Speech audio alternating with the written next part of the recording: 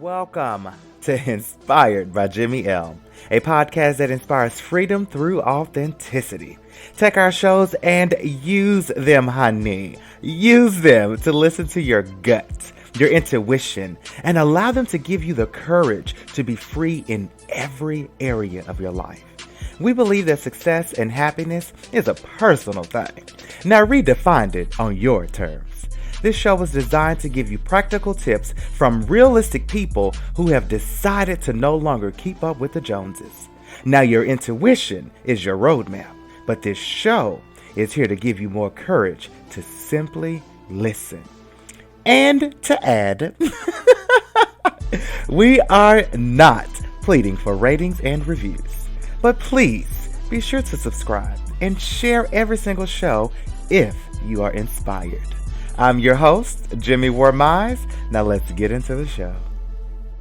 Again, I am your host, Jimmy Mize. If you have not subscribed to everything dealing with Inspired by JimmyL, what are you waiting on?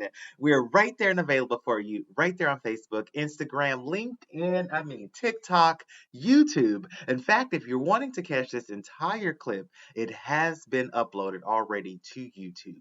You can definitely check it out. Google search Inspired by JimmyL, or you can start with inspiredbyjimmyl.com. Make sure you are staying inspired to be the best version of yourself. On this particular clip with Miss Hannah Gillitzer, we actually dig a little bit deeper on what it means to be able to speak the language of the people or the person that you're looking to get to hear you.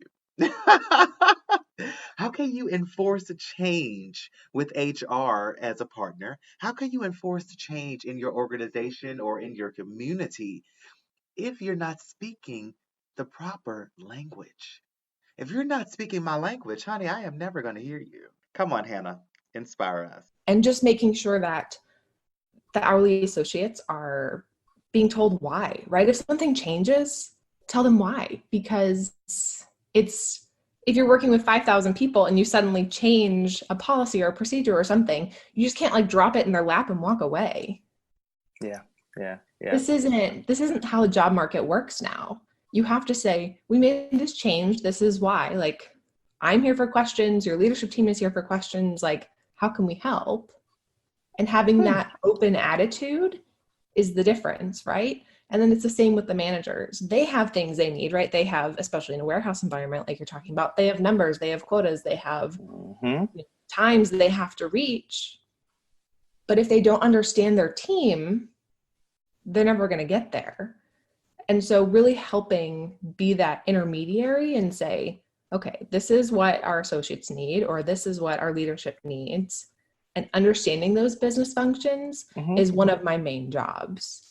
And understanding, okay, this is what they're trying to get at, and this is what they're trying to get at. Because when you have competing priorities, sometimes it can be moving in the same direction, but you don't see how they connect. So if you're trying to get something done, right, and the leadership team is pushing for these numbers and the associates are pushing for something to work more efficiently, they might be moving in the same direction, but unless they're able to have that conversation, right, in a safe space where no one feels like they're going to be fired for voicing an opinion, then maybe they're not going to reach those numbers because it isn't working as efficiently. But if we all came together for that common goal when we came into work today, we could get things done. We can actually get it done. Okay, so you have got to deal with some type of opposition and confrontation. Like you just, Hannah, I see it every day. So I just know you do.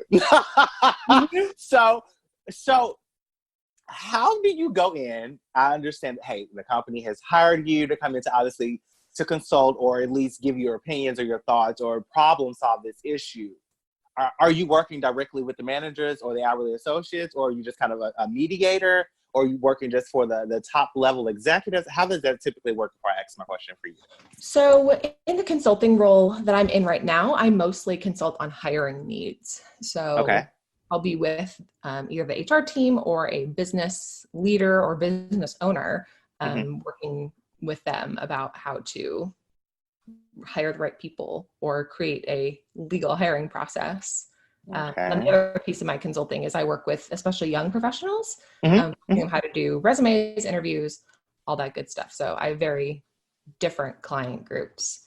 So do you, okay, so if I've hired you to come in to fix a problem or you found a solution, how do you present that to a manager or leader that may not necessarily be on the same page with you, that may not necessarily believe in your quote unquote solution? How do you deal with that? Because that has got to be kind of tough. It is. And you have to know their language, right? If we're talking about operations, they're talking about time and money. Okay. So if I say, when you're hiring these kinds of people, you're losing this much money because every day they're out of a job, it costs X percent of their salary down the drain, right? Or hiring and turnover costs this much per hire that we turn over.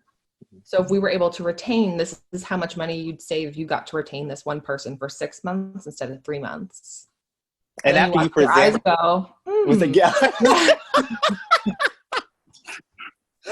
gotcha. So you basically, you present the facts, you present the numbers, okay, and then you allow them to, I guess, change your thought pattern or mindset behind your solution. Right. Gotcha. That makes so. What has been the most challenging, I guess, for you? Because how long you've been in consulting for the last 5 years, or just I've done just consulting for the last 2 and some change, but before that, working for corporate companies. So, what has been your biggest challenge in the consulting side of it for the last couple of years? Probably business owners not knowing the laws or wanting things that are illegal. Oh my goodness. I'm so passionate. That does not happen in the world, does it? I know. I'm so passionate about making a really fair hiring process, right? It's everything from don't look at a name on a resume because it doesn't matter what their name is, right? And we all have biases. And I never heard of that. But if we try to take steps to step around those biases or even bring awareness to them, right? Everyone's going to benefit in this process of hiring someone, right? Yeah.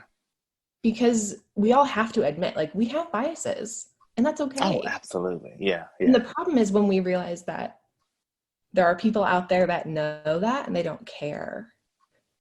There was someone who contracted me to make a hire, and they gave me very specific things that they wanted. And they were talking about sex, age, gender identity. They were talking about how they physically looked, their age. I can hire for none of those things, right? Like, let's talk about, like, can they do the job? Like, have they done things like this before? What are their big successes? Like, what wakes them up in the morning and gets them excited to go to work? Like, none of that matters where they were born or how they identify, or literally, that doesn't matter how you, like, that has no impact on how you do your job.